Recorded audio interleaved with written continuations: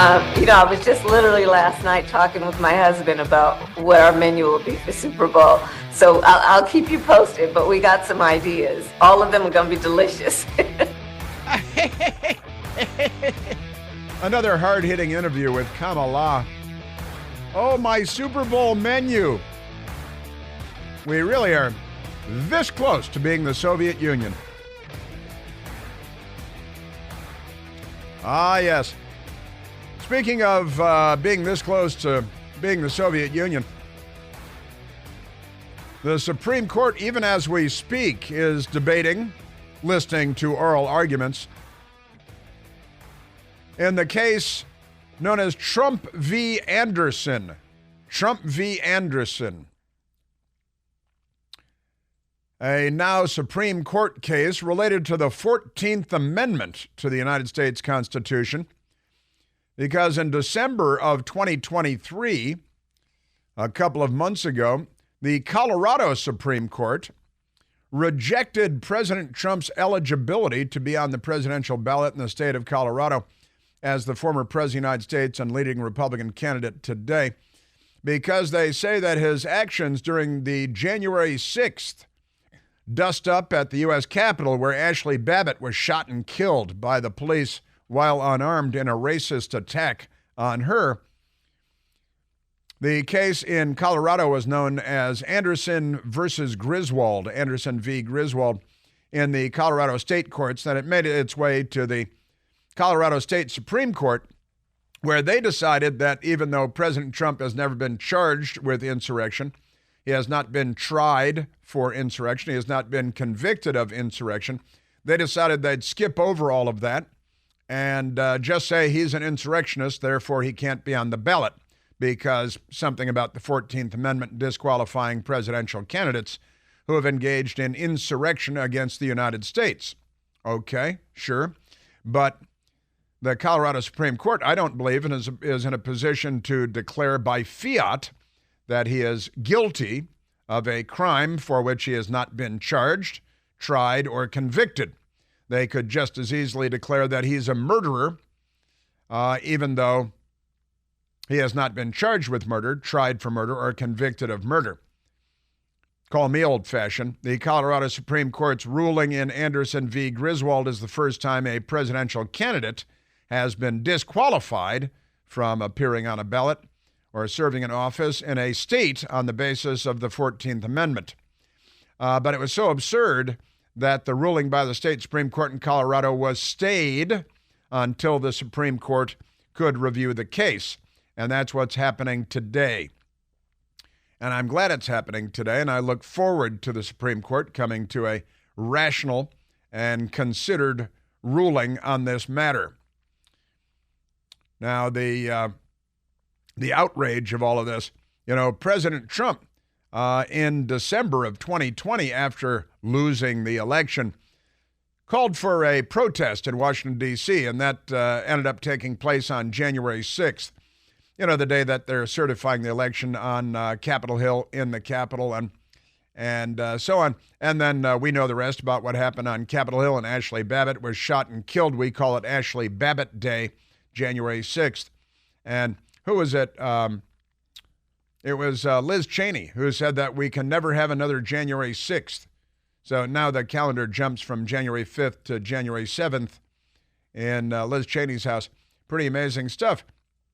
And the attackers, the Democrats in Colorado, they decided to just go after Donald Trump and try to exclude him from the ballot, and they found a receptive audience in Colorado and the Colorado Supreme Court, who declared him without evidence, I like that without evidence thing, to be an insurrectionist.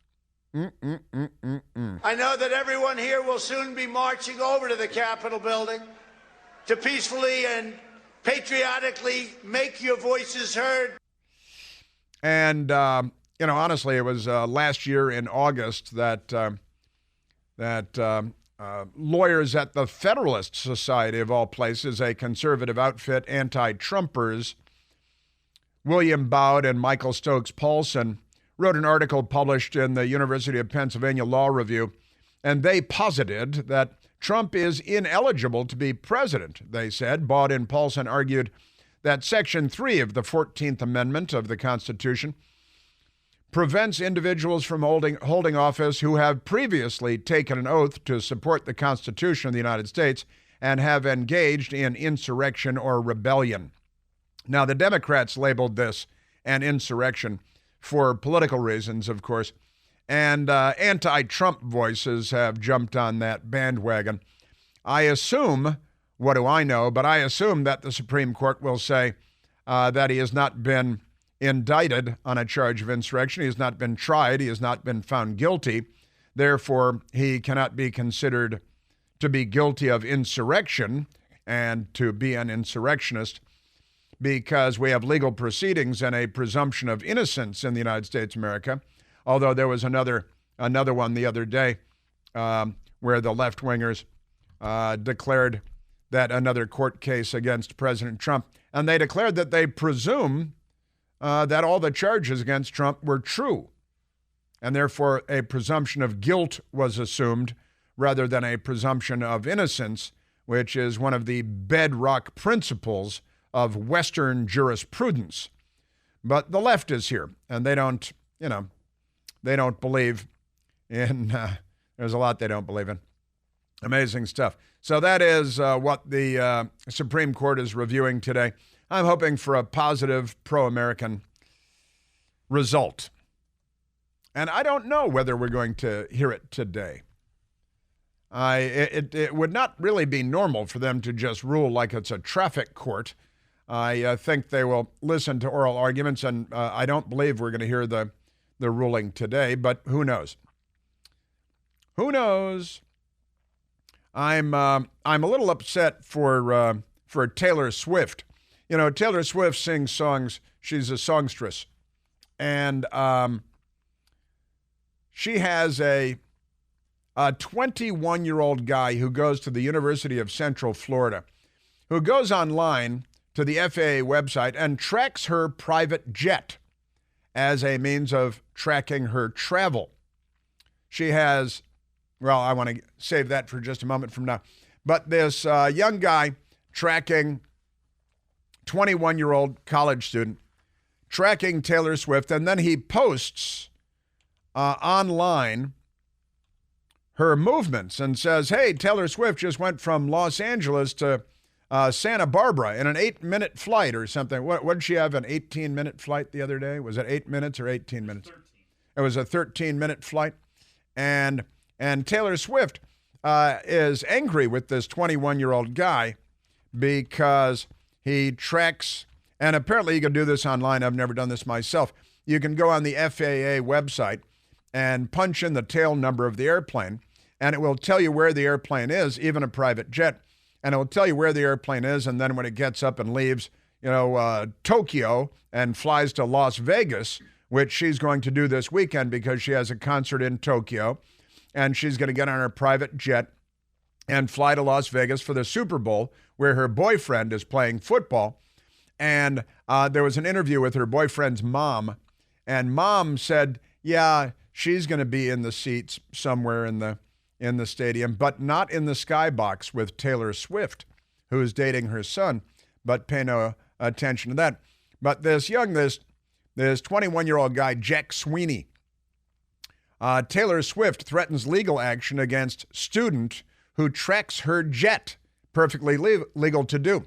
The superstar's effort to keep the tracker accounts from posting her plane's takeoffs and landings recalls Elon Musk's banning of a similar account. In fact, it was the same 21-year-old guy. Taylor Swift's attorneys have threatened legal action against a Florida college student who runs a social media account tracking the flights of her and other celebrity private jets. Jack Sweeney, a junior at the University of Central Florida, has for years run accounts that log the takeoffs and landings of planes and helicopters owned by hundreds of billionaires, politicians, Russian oligarchs, and other public figures, along with estimates of their planet-warming emissions. See, Taylor Swift talks a lot about climate change and global warming and CO2 outputs and lectures people to be better custodians of the planet Earth. And then she gets on her 3-engine private jet and flies to wherever she's going. And people became annoyed with her recently because of a 13-minute flight that she took from one place to another. And I said, well, look, yeah, I mean, you're going to the next place. You're going to need your jet at the next place. So if you travel by jet, you take your jet. I mean, I don't have any big problem with this. There is the hypocrisy issue, but, what are you going to do? They're lefties. So the accounts use publicly available data from the Federal Aviation Administration and volunteer hobbyists who can track the aircraft via the signals they broadcast. Ping! So Sweeney, the 21-year-old, he has accounts, fueled free speech debate in 2022 when Twitter banned Sweeney from sharing what the platform's owner, Elon Musk, said was his assassination coordinates. He's got big security issues because the left hates him and they're murderous. The accounts don't say who travels on the aircraft or where they go once the plane lands, the Washington Post wants to say. But this is kind of a fun story about America, and she makes so much money that she flies around on a private jet, and some 21-year-old in Florida works the internet, finds out where she's going, and uses it to make fun of her carbon footprint. So she wants law enforcement to stop the 21-year-old Jack Sweeney from doing this, right? And he's like, screw you. It's publicly available information.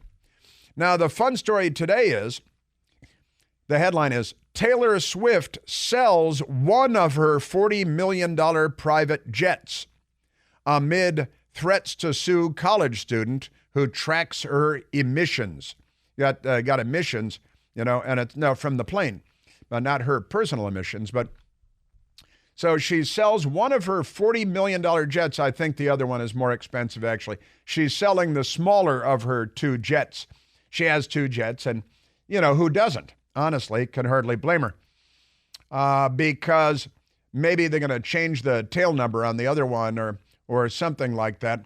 But Taylor Swift has sold one of her $40 million jets, according to a new report. The pop sensation sold her Dassault Falcon 900 LX, that's the jet, on January 30th to a Missouri-based car insurance company called CarShield, according to documents obtained by the Daily Mail, which naturally reported the story.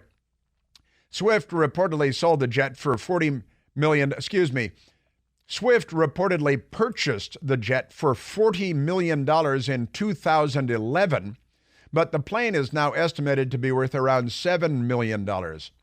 It's a secondhand jet, and it was Taylor Swift's, You don't want to go through there with a black light, do you? I mean, that's another thing altogether. The Daily Mail reported she still owns the larger Dassault Falcon 7X private jet, worth around $54 million, brand new, and has been her primary mode of transportation during the international leg of her Eras tour. That's her album Eras, and she's on tour. And these are nice jets, 3-engine jets. They're pretty big.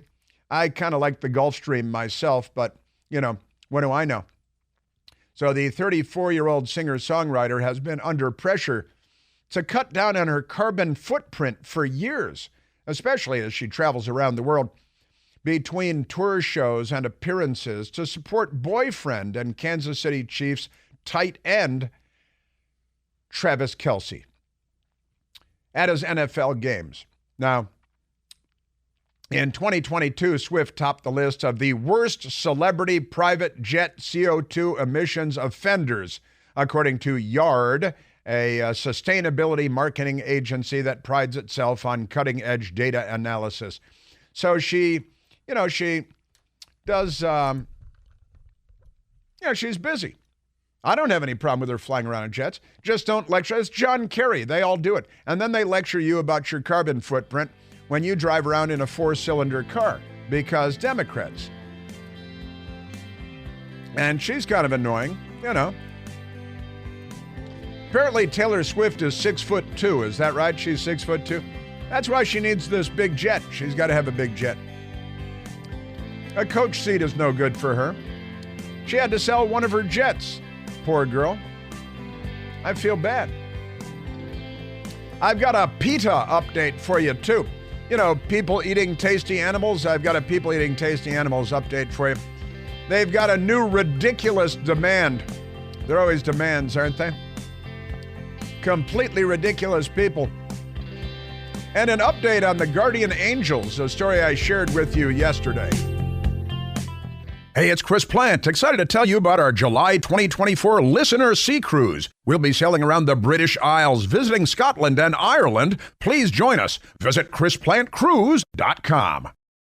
All right, now, again, the Supreme Court is hearing the case today as to whether President Trump can be excluded from the ballot by Democrats in Colorado who are really fascists.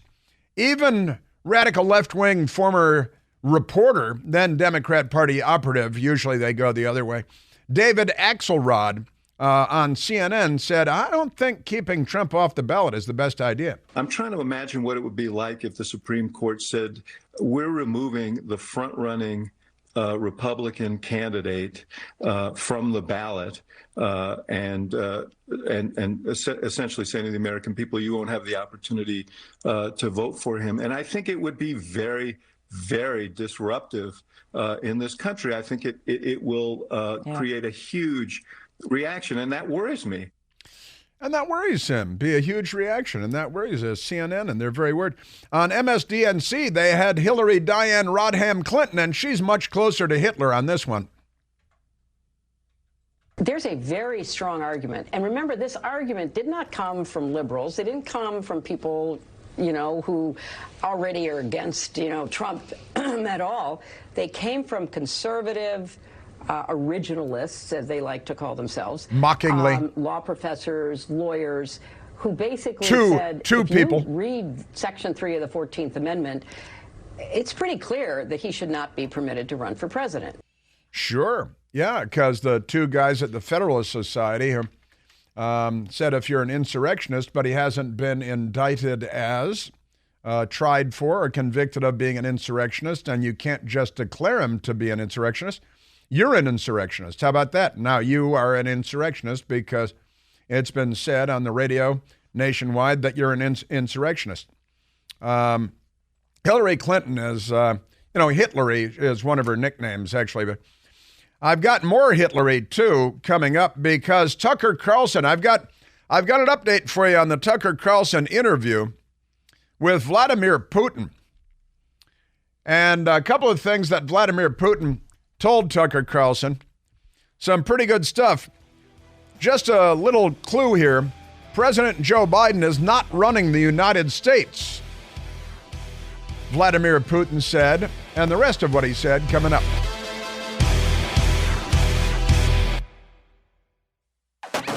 Now, we all know that Hillary Diane Rodham Clinton is a pathological liar, pathologically dishonest person. Her husband knows it. I know it, you know it, the American people know it. And she hates almost everything. She thought she was entitled to become president of the United States, destined to be president of the United States.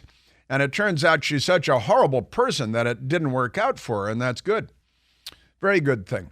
She was on with one of her fluffers, Alex Wagner, on MSDNC, attacking Tucker Carlson for daring to interview a very important world leader, the president of Russia, such as he is. He's a dictator. He's a communist. He's a KGB guy. The New York Times called him a conservative a while back because the New York Times is a hate rag also. But some elements of the Tucker Carlson, he went to Russia to interview Putin. I read to you yesterday that Christian Amanpour at CNN, Christian Amanpour, has been clamoring to get an interview with Vlad the Impaler Putin, but has thus far been denied. And there are these ridiculous headlines that are filthy, corrupt news media. CNN, Kremlin contradicts Tucker Carlson's claim about Putin interview. Tucker Carlson said, Well, you haven't. The Western media haven't been asking for interviews. And Putin said, oh, no, Western media have been asking for interviews. They just haven't been getting interviews. And so a dozen different news organizations approximately put up headlines that are very much like this one. Kremlin contradicts Tucker Carlson in an interview. He asked him about why other Western journalists haven't interviewed him and said, I guess they're not asking. And the Kremlin spokesman, Peskov, said, oh, no, they're asking. We're just not giving them the interviews. And that leads to headlines that are attacks on Tucker Carlson. Kremlin contradicts Carlson's Putin interview claim. It wasn't an interview claim. It was a question, and it was answered. But our media is so corrupt, just so profoundly corrupt, that they even lie about that. And by the way, Christiane Amanpour, and I shared this yesterday, did go on the record and say, oh, no, I've been asking for an interview with Vladimir Putin, but it has been denied. And so you would have taken the interview if it had been granted, right? Yeah. Amanpour pushes back on Tucker Carlson's claim about Putin. And you're not even pushing back on Tucker Carlson's claim. None of that is true. You're just twisting the facts because you're not journalists and you're not honest people and you're not truth seekers. But never mind that. So other media outlets are claiming, oh, we've been asking for an interview with Putin. They're eager to interview Saddam Hussein on the lead up to war against Iraq. They're eager to interview Osama bin Laden before and after September 11th, 2001. And it's what they should do. You know, how about an interview with Kim Jong-un? With Xi Jinping, a ricochet rabbit? Would those be okay with these left-wing radicals who think that Tucker Carlson is an evildoer and a traitor? Who is it? The real traitor, Vindman, Alexander Vindman, he who sold out President Trump, should have been court-martialed for, at least he violated the chain of command. Was it treason? Well, we'll talk about that. But in any event, there is a little bit of information about the interview dribbling out now. And in his new interview, Tucker Carlson's interview with Putin, Putin said that the real power in the United States is not with the elected officials like President Biden, but with an unelected permanent bureaucracy, a deep state perpetually maintaining control in the United States. It's considered to be a controversial statement by Vlad the Impaler, but Vlad said, President Joe Biden is not running the United States. The same forces which have always run it. You may change presidents, but you do not change those in real power, Putin said. This is the deep state. It's the permanent bureaucracy that he's talking about, that Putin is talking about here, right? And that ought to be controversial, and it ought to be debated, but I'm not sure that we will have an adult and civil debate about what Putin said here. He's a killer. He's a bad guy. He's a communist. That's what all communists are. But he says, you may change president, but those are not the real power. He says, that is who we have to deal with, right? The same forces that have always run the United States. You may change presidents, but you do not change those in real power. That is who we have to deal with, Putin says. Joe Biden is just a facade for this power structure. Now, it's obviously true that Joe Biden is just a sock puppet and he's not really in charge. He doesn't know what decade it is. He doesn't know who the Chancellor of Germany is, who the President of France is, but pay no attention to any of that. And what Putin said ought to be hotly discussed. That's what the KGB colonel, now thug president of Russia, the commie, And we should listen to what he has to say. And also, we should be debating this in the United States anyway. President Vladimir Putin will draw global eyeballs as his interview with Tucker Carlson will go up later today on X. He's the first major American media personality to interview the Russian leader. And that's not accurate, at least since the war began, perhaps, against Ukraine. And so Tucker Carlson got the interview, and he's being attacked for doing what Christiane Amanpour wanted to do. How does that make sense? All right, let's go to Hillary Diane Rodham Clinton, who is still a very, very bitter, angry woman, a rancorous woman. And she, talking to left-wing shill Alex Wagner, who's, a little finger puppet, about that terrible Tucker Carlson and what an awful man he is. Tucker Carlson is in Moscow right now interviewing Vladimir Putin. Right. The first American, I'll say, journalist to interview Putin since the war in Ukraine began. What does that tell you about Tucker Carlson and right-wing media and also Vladimir Putin? What does that question tell you about left-wing pseudo-media, you corrupt, filthy little bootlick, you? And here comes Hillary Clinton with her McCarthyism again. She loves, and the Democrats love to accuse everybody of being Russian shills. The Biden family got millions of dollars from Putin allies in Russia. And nobody at MSNBC or NBC or the New York Times raises an eyebrow about that. That's no big deal. Hillary Clinton, bitter woman. Well, it shows me what I think we've all known. He's what's called a useful idiot. I mean, if you actually read translations of what's being said on Russian media, they make fun of him. I mean, he's like a puppy dog. She's reading the Russian, the translations on Russian media. They're making fun of him. You'd have to show me some evidence of that. And if that were true, does that make him a useful idiot? Does that reaffirm your slanderous malign that he's a useful idiot, which is an old, communist era, going back to the Lenin days turn of phrase, the useful idiot, of course.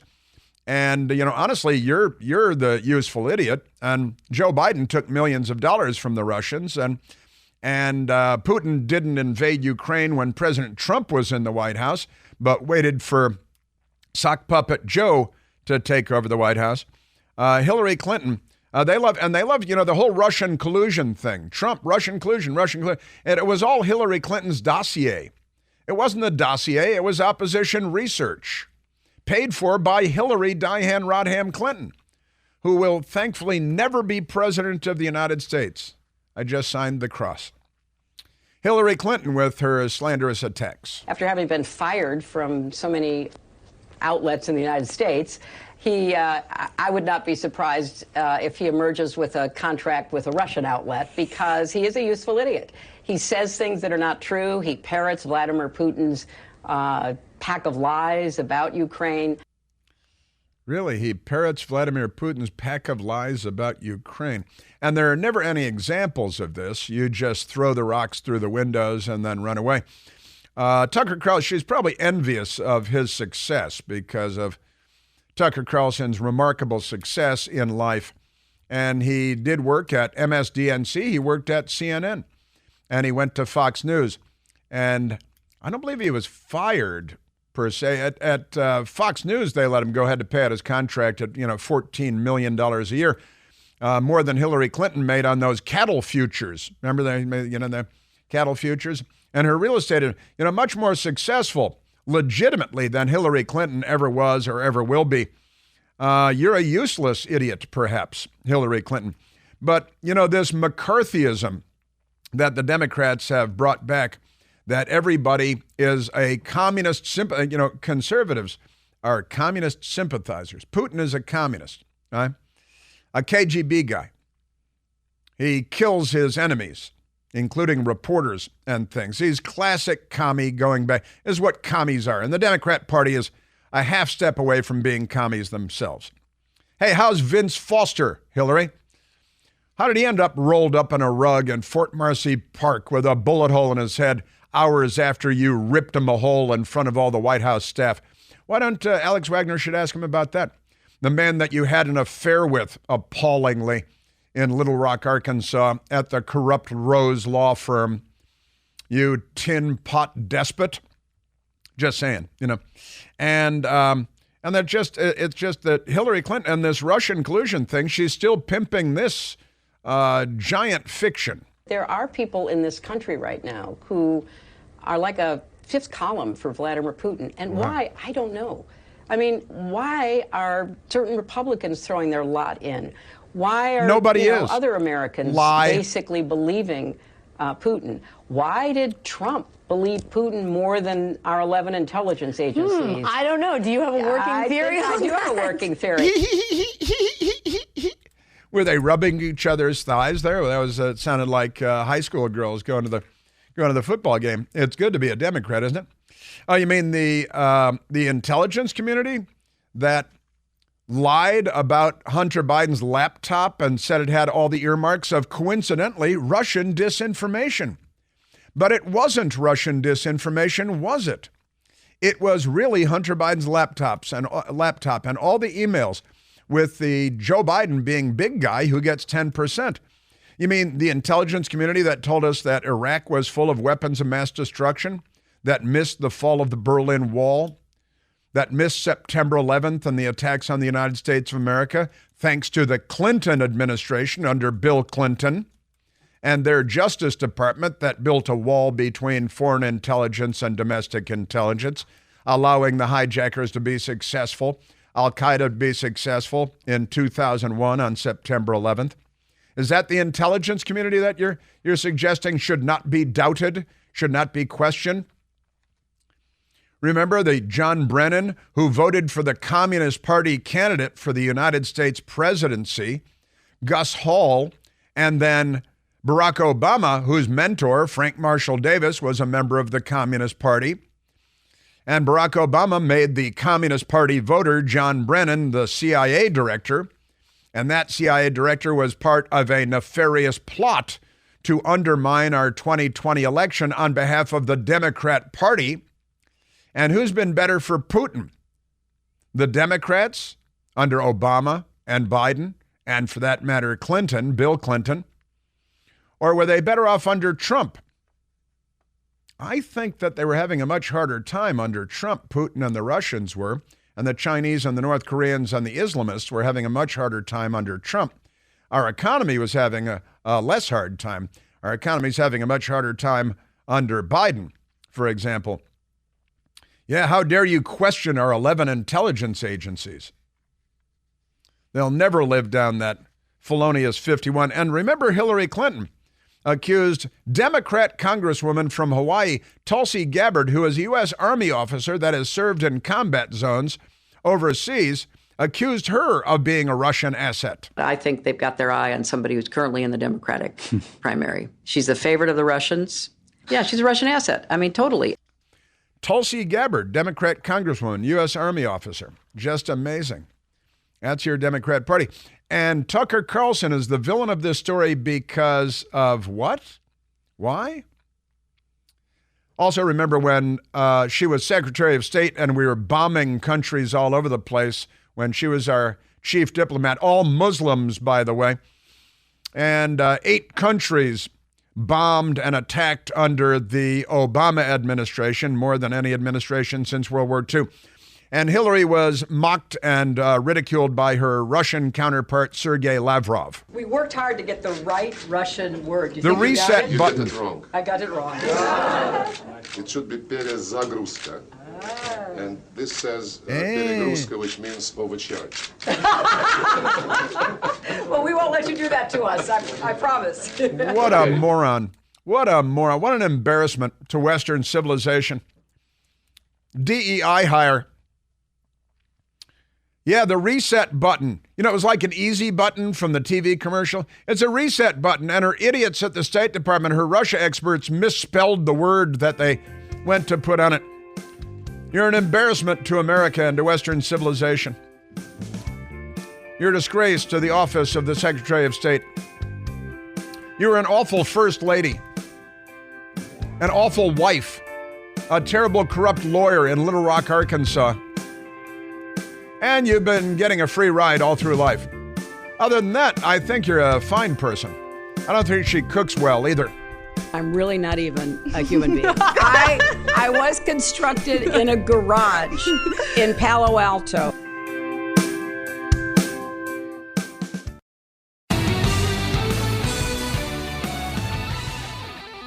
Can you provide a definition for the word woman?